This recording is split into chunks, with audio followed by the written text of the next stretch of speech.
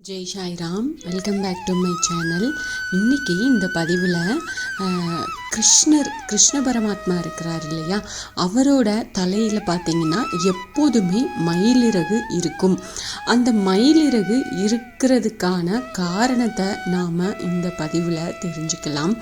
பகவான் கிருஷ்ணரின் அடையாளங்களில் கையில் இருக்கும் புல்லாங்குழலுக்கு அடுத்தபடியாக மிக முக்கியமானது அவர் தனது தலையில் வைத்திருக்கும் கிரீடத்தில் இருக்கக்கூடிய மயிலிறகு தான். மற்ற எந்த கடவுளுக்கும் இல்லாத சிறப்பாக கிருஷ்ணருக்கு மட்டும் ஏன் எப்போதும் தலையில மயிலிறக அணிந்தபடி இருக்கிறாரு அப்படின்ற ரகசியத்தையும் அதுக்கு பின்னால் சொல்லப்படும் கதையையும் நாம் இந்த பதிவில் தெரிஞ்சுக்கலாம். அதாவது இந்து கடவுள்களில் மயிலுடன் தொடர்புடையவர்கள் மயிலை நினைத்ததுமே மனதில் நினைவுக்கு வரும் கடவுள்கள் இரண்டே பேர் தான்.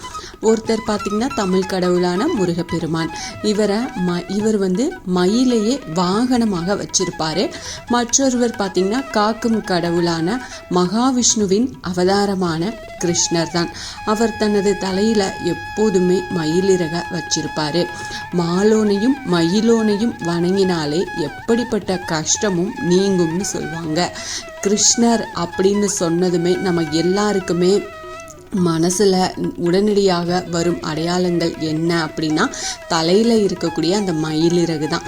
அப்புறம் கையில் புல்லாங்குழல், கடல் நீல நிறத்தில் உருவம், குறும்புத்தனம், மாய வேலைகள், இது எல்லாமே தான் நினைவுக்கு வரும். குழந்தை கிருஷ்ணர் முதல் கீதை சொன்ன கிருஷ்ணர் வரைக்கும் எப்போதுமே கிருஷ்ணரோட தலையில் மயிலிறகு அப்படின்னு ஒன்று இருக்கும். இதுக்கு என்ன காரணம் அப்படின்னு எப்பயாவது யோசிச்சிருக்கிறீங்களா? இதுக்கு காரணம் தெரியலை அப்படின்னா வாங்க இந்த பதிவை பார்த்து தெரிஞ்சுக்கோங்க. இந்த பதிவை முழுசாக ஸ்கிப் பண்ணாமல் பாருங்கள். நிச்சயமாக இது எல்லாருக்குமே பயனுள்ள பதிவு. முக்கியமாக கிருஷ்ணரை பிடிக்காதவங்க யாருமே இருக்க முடியாது. அதனால் அவசியமாக இந்த பதிவை பார்த்து தெரிஞ்சுக்கோங்க. அதுக்கு முன்னாடி என்னோட சேனலுக்கு தொடர்ந்து சப்போர்ட் பண்ணுங்கள். லைக் பண்ணுங்கள், ஷேர் பண்ணுங்கள், கமெண்ட் பண்ணுங்கள், மறக்காமல் சப்ஸ்கிரைப் பண்ணுங்கள், பெல் ஐகானை கிளிக் பண்ணுங்கள். மகாவிஷ்ணுவின் 7வது அவதாரம் தான் ராம அவதாரம். ராம அவதாரத்தில் ராமரும் சீதையும் வனவாசம் போனது எல்லாருக்குமே தெரியும். காட்டில் அலைஞ்சு திரிஞ்சிட்டு இருக்கும்போது ஒரு நாள் சீதைக்கு ரொம்ப தண்ணீர் தாகமாக இருக்கும். இருவரும் ரொம்ப நேரமாக தேடி அலைஞ்சு எங்கேயுமே தண்ணீர் கிடைக்காது. இதனால தண்ணீரை தேடி தேடி இருவருமே ரொம்ப களைச்சு போயிருப்பாங்க.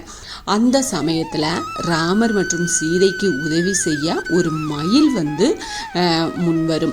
ராமர் கிட்ட சுவாமி, என்னுடைய மயிலிறகுகளை பின்பற்றி என்னை பின்தொடர்ந்து வாருங்கள் அப்படின்னு சொல்லும். மயிலுக்கு அழகே அந்த மயிலிறகு தான் அப்படிங்கிறது எல்லாருக்குமே தெரியும். ஆனால் மயிலின் உடலில் இருந்து தானாக அதோட இறகுகள் உதிர்கிறது அப்படின்னா அதுக்கு மரணம் நெருங்குது அப்படின்னு அர்த்தம். அப்படி தன்னுடைய உடலில் உள்ள இறகுகள் ஒவ்வொன்றாக உதிர விட்டுக்கிட்டே போன அந்த மயில் இறுதியாக நீர் இருக்கும் ஒரு இடத்தை காட்டியிருக்கும். ராமருக்கும் சீதைக்கும் நீர் இருக்கும் இடத்தை காட்டிய அந்த மயில் அந்த கரையிலேயே விழுந்து உயிரை விட்டுரும். மயில் செஞ்ச இந்த தியாகத்தை போற்றும் விதமாகவும் அந்த தியாகத்துக்கு மரியாதையும் நன்றி கடனும் செலுத்தும் விதமாகவும் தனது அடுத்த அவதாரமான 8வதான கிருஷ்ண அவதாரத்தின் போதுதான் தன்னுடைய வாழ்நாள் முழுவதும் தன்னுடைய தலையில் மயிலிறகை கிருஷ்ண பரமாத்மா அணிஞ்சிருந்தாரு. பொதுவாக ஆன்மீக ரீதியாகவும் ஜோதிட ரீதியாகவும் பார்க்கும்போது மயில் மற்றும் மயிலிறகு அப்படிங்கிறது தெய்வீக தன்மை கொண்டது. இது தெய்வீக சக்திகளை சீக்கிரமே ஈர்க்கக்கூடிய தன்மை இதுக்கு இந்த மயிலிறகுக்கு இருக்கு. எங்கெல்லாம் மயிலிறகு இருக்கோ அங்கெல்லாம் நேர்மறை ஆற்றல்களும் தெய்வீக அருளும் நிறைஞ்சிருக்கும் அப்படின்னு சொல்லப்படுது. இது ஞானத்தின் அடையாளமாகவும் பார்க்கப்படுறதுனால மயிலிறகு பெரும்பாலானவங்க வீடுகள்லையும் குறிப்பாக பூஜை அறையிலையும் வச்சிருப்பாங்க. அப்படி வைக்கிறது ரொம்ப நல்லது. இந்த மயிலிறகுக்கு எப்பயுமே ஒரு தனி அதீத சக்தி இருக்கும்.